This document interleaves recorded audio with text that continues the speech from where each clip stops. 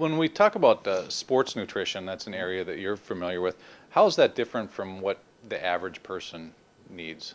Sports nutrition, you're actually you're trying to train an athlete, somebody who needs better cardiovascular health for running an extra 2 seconds less in the Olympics or something like that, or hitting the ball longer. When it comes to the everyday weekend warrior who's just looking to get back in there, look good in a bikini, look good in a pair of shorts, it's a totally different angle you have to take with it.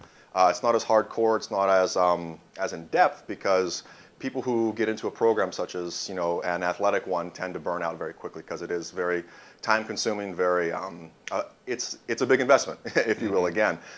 Whereas people who just want a quick fix and kind of lose the weight to look good, that's a totally different ballpark. It's much easier to attain that than to get somebody to run a mile in under 7 minutes. So it's two different angles. I see what they want to do. I do treat athletes, and I do treat the average Joe. And once you kind of pick through their in the actual initial consult and figure out what their true their true initial ability to jump into the program, I can kind of tailor it to each angle. When you talk about sports nutrition, it seems like protein comes to the forefront. What are your thoughts on that? How much do you need, and what are good kinds? Oh, protein is the root of everything, honestly, when it comes to overall nutrients. You have fats, you have carbohydrates, and you have protein. A lot of people don't understand the thermic effect of food. Thermic effect, you have 3 different types of metabolism: your basic metabolic rate, your thermic effect of exercise, and your thermic effect of food. The first two are easy. The first one is basic metabolic rate, is how many calories you burn just being alive.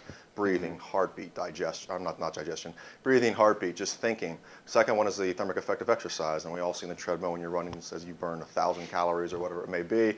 That's your thermic effect of exercise. But what people don't understand, that there actually is a thermic effect of food. When you take anything and actually consume it, your body has to process it, absorb it, digest it, everything that goes into putting that nutrient into your body. That raises your actual metabolic rate. So once people understand that, you actually have to eat 5 meals a day. Everybody thinks, I've heard of that before, but why? We're actually keeping we're actually training our actual thermic effect. My first consult with a patient, and I was like, how many meals do you eat a day? They say 1 or 2, and I'm like, okay, we're gonna eat 5. All right, much smaller ones and much more tailored. But protein is the most thermic food available. It helps to burn fat, build muscle, energy. It's a catalyst for all types of reactions throughout the body, and it's definitely one of the foundations of core nutrition. What kinds should people get? Animal protein, you hear a lot about soy, but is that bad for you? The protein shakes? Well, I mean, I always say, from where I'm from, we have canines for a reason. So I think animal protein is very, very important.